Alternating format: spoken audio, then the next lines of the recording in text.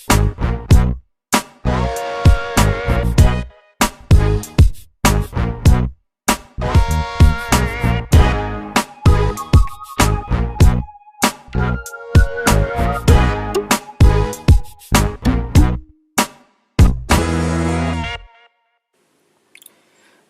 guys, hello, Mark Deximo ulit and welcome dito sa another training video na ginawa ko, no, para i-share sa inyo yung mga ultimate strategies na ginagamit namin kung bakit kami nagkaroon ng malaking resulta or naging successful dito sa business na to or dito sa SWA.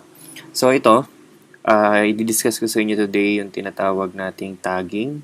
To be specific, status tagging or yung commonly known as who's with you. Okay? So, isa pa rin siya sa pinaka ultimate strategies na ginagamit ng Team Aces, no? Ito rin yung reason kung bakit marami sa amin ang nagkaroon ng malalaking resulta or marami talaga yung kumita. So, ito yung ginagawa nila. So, nandito tayo ngayon sa profile ko. So, ganito yung magiging setup. Di ba meron tayong daily task, no? So, ano yun? Yung mag-advertise, mag-post ng advertisement. So, ganito lang yung gagawin natin. Mag-upload tayo, halimbawa, ng sample advertisement natin. So, kukuha ko ng picture. Halimbawa, ito na lang. Itong promo advertisement natin. Lalagyan ko siya ng caption. Okay? So, copy-paste lang yung caption. Then, paste there. So, bago ko siya i-post, so normally, di ba, pagka ganyan ang ginawa natin, ipopost na natin siya. So, this time, gagawin lang nating mas advance or i-upgrade natin yung way natin ng pagpo-post. So, gagamitan natin siya ng who's with you or status, parang status tagging. So, ano yung who's with you? So, ito yung part na yun ng Facebook. Nakalagay dito, who were you with? So, dito, pwede kang mag-tag ng maximum of 20 people. Okay? Doon sa iba, merong ibang tao na nakakagawa na mag-tag dyan ng 100 people. Pero sa akin, hindi ko na i-advise yun. Kasi prone sa blocking yun eh. No? So, this time, gagamit tayo ng sistema kung saan mamamaximize natin yung kahit 20 people lang yung itatag natin. Okay? So, naalala nyo ba nung last video ko, pinagawa ko kayo ng friends list. So, tinuro ko kung paano kumuha ng friends list. So, babalikan lang natin yun. Okay, so, ito yung halimbawa nun. Ito yung friends list ko. Okay? So, bakit kailangan itong friends list? Re-review ko lang. Ito yung parang pinaka-prospect list mo or ito yung mga initial prospects mo once sumali ka kasi direct friend mo nga sila, di ba? So, ang gagawin lang natin, nandito tayo sa friends list ko, mag-i-start ako sa dulo, sa dulong name, sa pinakababa.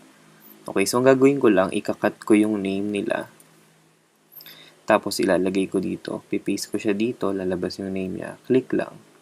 Okay, so ganun lang yung gagawin hanggang maka 20 names ako, cut, paste, okay, next, highlight ulit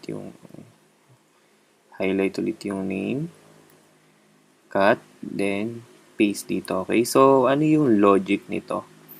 Kasi this time, ginawa ko siya para magkaroon tayo ng sistema. No? So kung dati, yung iba na marunong gumawa nitong status tagging, basta-basta lang sila nag-iisip ng names, tapos tinatag nila. Okay? So meron siyang advantage at disadvantage, no? So, advantage, madali nga naman yung ganong klase. Mabilis ka makakapag-tag, kaya lang, nawawala yung sistema. No? So, paanong sistema yung sinasabi ko? Kasi, kapag basta nang hula ka lang ng name, possible na may malampasan ka sa friends mo kasi nanghula ka nga, di ba? So, hindi ka sure na nandun lahat na itag yung mga friends mo. So, halimbawa, hindi mo naitag si Juan o kaya si Maria. Siyempre, sayang naman yung effort or sayang yung chance na makakuha ka ng prospect.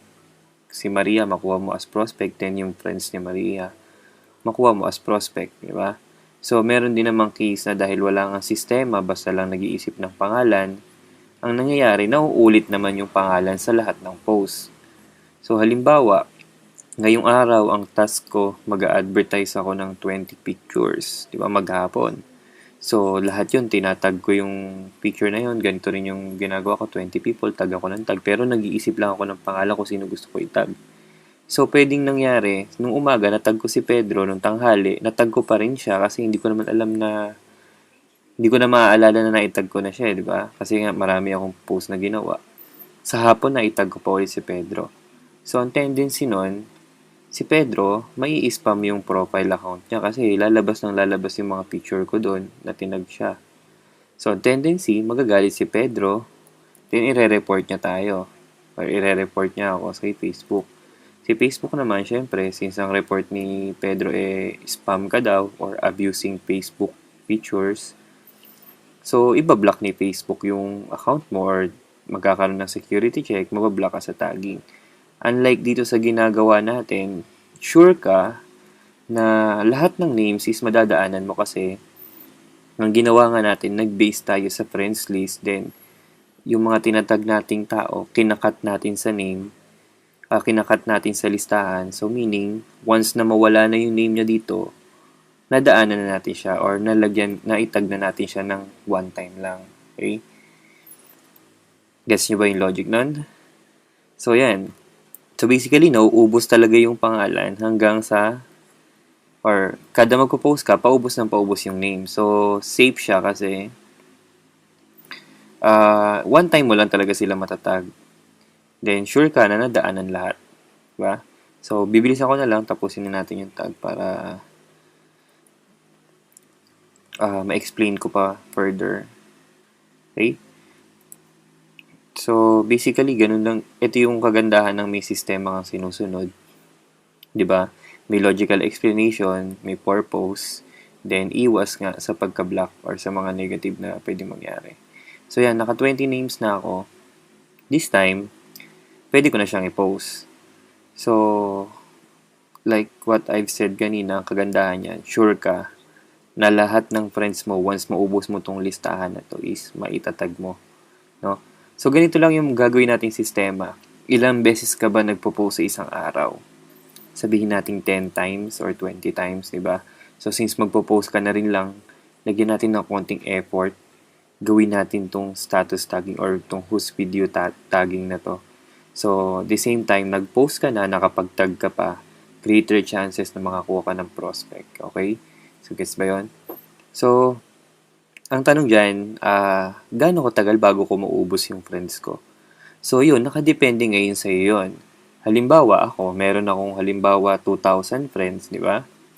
So, sa isang araw, nakakapag-post ako sa aking timeline ng 20 advertisement picture. So, kung 20 people lang mangyayari, bigyan ko kayo ng sample computation.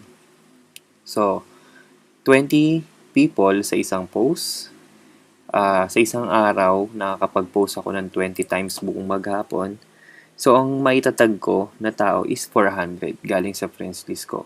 So, meaning, kung meron akong 2,000 friends, 2,000 minus 400, may matitira na lang akong 1,600. So, meaning, sa isang araw, naka 400 ako. Sa next 4 days, mauubos ko na yung friends list ko.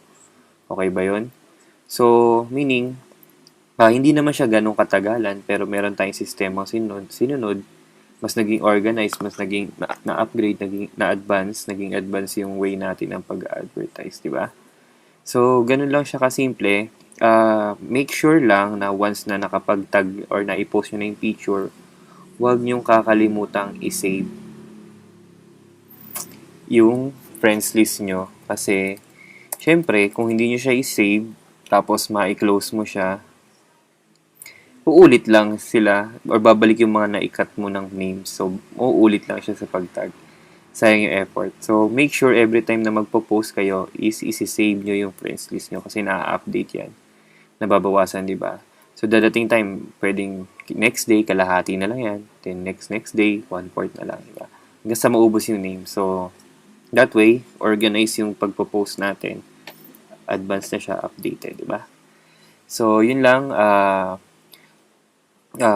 Thank you guys sa pakikinig nitong tutorial video. Hopefully is mai-apply natin to, no, para magkaroon tayo ng fast results, di ba?